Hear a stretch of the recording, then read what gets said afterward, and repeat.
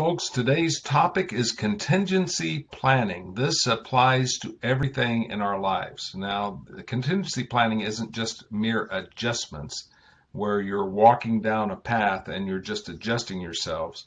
We did that when I was flying off the carriers. We did that all the time, was adjustments. Otherwise, you couldn't land on a carrier. So when you're coming in to the carrier, there's pitch, roll, yaw, and heave. And so you're adjusting. You can't adjust for heave. Believe me, you cannot adjust for heave. I thought we had crashed on the deck one night. We hit so hard. My spine, every vertebrae in my spine cracked all the way up. I wouldn't say cracked, but they realigned themselves in a different way than they were a few seconds earlier. Let's put it that way. We hit so hard. But this adjustment is part of life, but so is contingency planning. All right, I'm going to give you a little practical piece with this. Okay, this applies to everything, though. Everything in life, it would be wise to have some backup plan of some sort. The reason why is you don't know exactly how things are going to go. All right, so let's talk about that for a second. We have coronavirus. We also have a coronavirus vaccine coming out.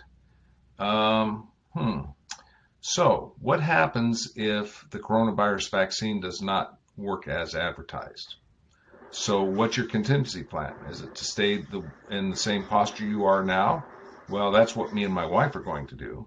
All right. We do not intend to get the vaccine initially. We're going to wait and see. Okay. There's a lot of reasons for that. My wife is a medical professional, retired now. We do, read a lot of studies. We go through a lot of materials. I personally am not convinced that's the best thing for us at this moment, and my wife actually has led me to that conclusion.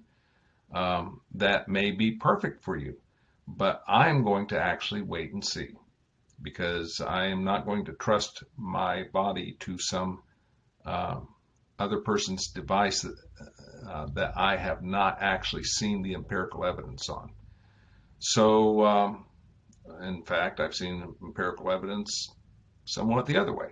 So that's my contingency plan. Am I just going to charge out there and get a vaccine? No, I'm not. But it's not about the vaccine. It's not about coronavirus. It's about life. Financials, you have a backup plan. Children, do you have a backup plan? What about if, we're in South Carolina. What about a hurricane? Here's one. How about an emergency in your home? Do you have a backup plan? Have you drilled fire escapes and things like that? So I just want to probe your thinking, and get you thinking on these things. It doesn't have to be everything, and it doesn't have to be major. It's just maybe small things, especially business people. Folks, if you're in business, you need some sort of contingency planning somewhere along your processes. So if something breaks down, you can jump into that until you fix whatever the problem is. So anyway, I hope this has helped you, and I'm going to try and keep these extremely short, because I know having 4 or 5 minute videos is a bit of a strain. And by the way, I have got to hand it to Dave Sousa with these words. He is just knocking it out of the park. Thank you, Dave.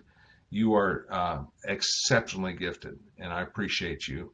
And keep people in prayer during this time. There's a lot of people that are losing their livelihood, a lot of people losing friends, family, a lot of people losing their own health. So please be in prayer. This is primarily, from what I can see, a faith-based, yes, Dave, always have a plan B, exactly. This is primarily a faith-based. It doesn't have to be faith-based, but hey, there's a lot of scripture in the 180 Revolution book. So anyway, I hope all is well, and hopefully we'll talk to you very soon. I'll see you next week. Bye-bye.